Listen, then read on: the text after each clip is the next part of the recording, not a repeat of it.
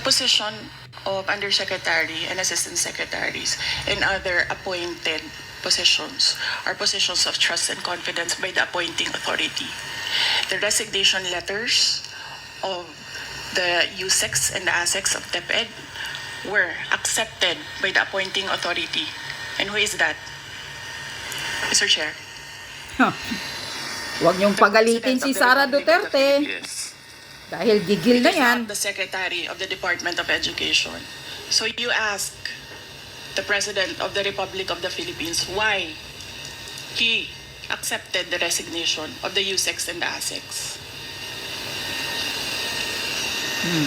Pini-question niya na ang What is the House of point, Representative. Ayan na, Honorable Vice tamimi President? na si Chuwawa. Sinasabi ko sa inyo, bakit nyo kine-question na due process? Tanungin nyo ang appointing authority, bakit niya tinanggap ang resignation letter?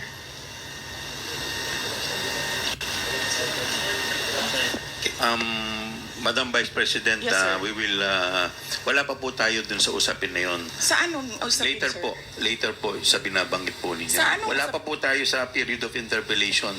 Bubuksan ko pa lamang po ang period of interpellation. Yes, sir. Nandun na kayo sa topic. Hindi po tayo nag-i-interpellation Madam ngayon. Vice President, nag-uusap po muna ang mga miyembro. Yes, so, sir. please do respect. Yung Yes, mga, I am very respectful. I am dovetailing from Congressman Marcoleta. The appointing authority is the President of the Republic of the Philippines.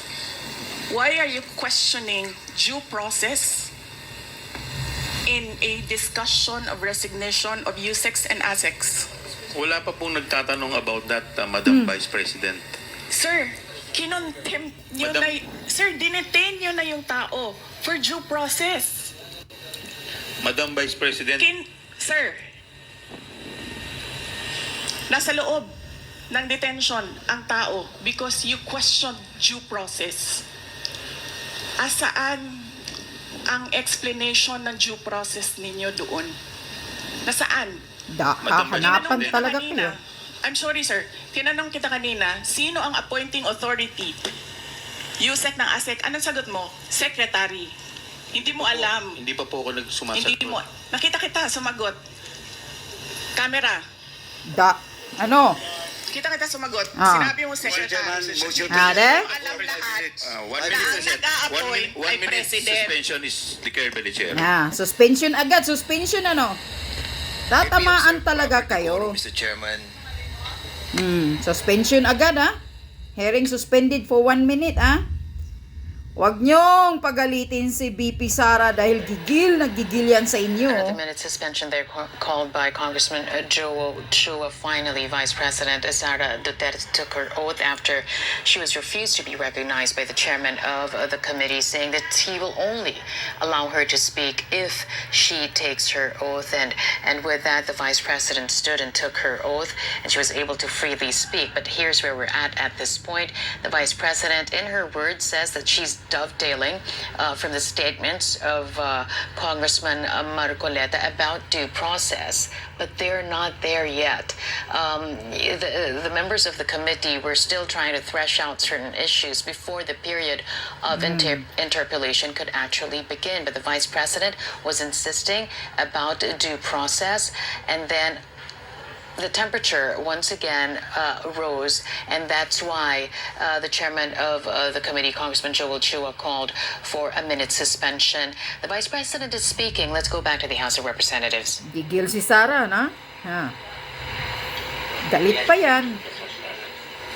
Dahil sa ginagawa nyo kay Attorney Sulaika, Lupis. Sir, Yan ang gusto nyo, di ba? Sige na. Huwag nyo lang pagalitin ang pagalitin yan. Baka lalabas ang jutang ginimis na salita niyan. Due process, laging pinapahayag nyo dyan, So ngayon, hinahanapan kayo ni Sara Duterte ng due process sa pagdetain nyo kay Sulaika, Attorney Laika Lopez. Nasaan ang due process? Na bakit tinatanggap nyo ang resignation niya na hindi naman kayo ang dapat magtanggap, kundi ang presidente lang. Ayan, ang due process din nyo. All right, we're still in the middle of that 1-minute suspension called by Congressman Joel Chua. The Vice President spoke very briefly. I do apologize for that. We weren't able to bring you the audio. Still do not know what the Vice President said in that brief moment, but we're in the middle of this 1-minute suspension after the Vice President insisted on tackling the very topic of due process, to which Congressman Joel Chua said they're not there yet. They haven't even begun the period of interpellation. The Vice President once again saying that she was just dovetailing from the statements of Congressman Rodante Marcoleta. Tinatawagan mo sino? Si The members of the Tambaloslos? committee here just really trying to put some order in Si Chuwawa, hindi to makasagot. the inquiry. They were well on their way Ano? until the Vice President rose her hand and asked that she be recognized. Again, if you've just tuned in, the Vice President has finally taken her oath. She's now there seated. She is going to, I guess, present her statements. Members of the committee will now be free to ask her, and she's now going to be free to tell the truth and nothing but the truth, as she said in her, as she took her oath. Again, I think we hear the Vice President speaking. Control, can you give me some guidance here? Go ahead. Maybe Yes, Madam Vice Yes. President. You need to reconsider that extension of your detention. It was illegal in the first place. You Ka- asked the President why he accepted the resignation. Do not ask due process. Mr. Chairman. Mr. Chair. Yes, Congressman Paduano. Congressman Nakop. Mr. Chair, Madam Vice President, if you have any question insofar as the actions of this committee are concerned, I think the proper remedy is for you to go to the court. Sir, I will go to court. Opo, pero Oo, that is pero your- araw-araw, you are depriving a person of her liberty while I await. That is precisely the point, ma'am. The- If our action of detaining your chief of staff is against the law, I think the proper remedy, and I think you're a lawyer, Yes, sir. the proper remedy is to go to the court. Sir, do you really want to show the Filipino people kung anong kaalaman ninyo sa batas? Ang sinasabi ko lang po ay sundin po natin yung batas Kaya nga, dito sir, sa House. sundin natin yung Kasi batas. nandito po kayo dito sa bahay ng Kongreso. Yes, sir. Sundin natin yung batas. Why will you penalize, punish U.S.E.C. Lopez for an act of the President? Madam Vice President, that is the decision of the committee as a whole. Sana po respetuhin po ninyo. Yes, sir. Kung meron pong Okay. remedy, alam naman po ninyo bilang abogado na tama po yung sinasabi ni Congressman Akop, pwede po tayong mag-file ng relief sa Okay, court. sige sir. Tinutulungan ko lang kayo, sir, kasi napapahiya ang Pilipinas. Ganito ba ang House of Representatives? Tinutulungan ko lang kayo. Maraming salamat po, Madam Vice President. With all due respect, Yes, Mr. Chair, Congressman Mr. Chair, I move that we Deputy strike Speaker out. Yeah, I move that we Suarez. strike out that last comment said about the House of Representatives. I don't think that is warranted. Neither is it fair to make statements such as that. So move, Mr. Chair. Second. Is there any objection? Hearing none, the motion is carried. And Mr. Chairman, Yes, may Congressman we Dan remind all the Fernandez. resource persons to address the chairman kasi nakakawala po ng respeto sa committee na to kung hindi po natin i-address ang chairman. Maraming salamat po, Mr. Chair. Ay, Thank you. masarap ba ang coffee mo, Dan Fernandez, with wine and coke? Agenda.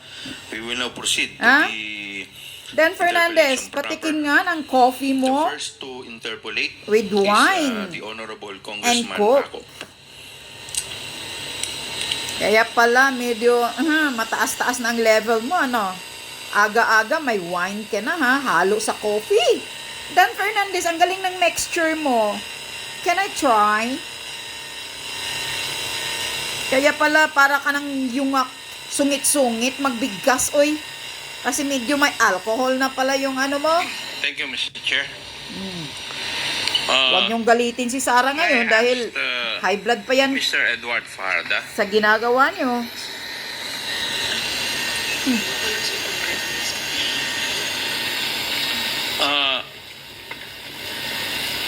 Mr. Farda, you were the special disbursing officer during the period when Vice President Sara Duterte was the Secretary of DepEd.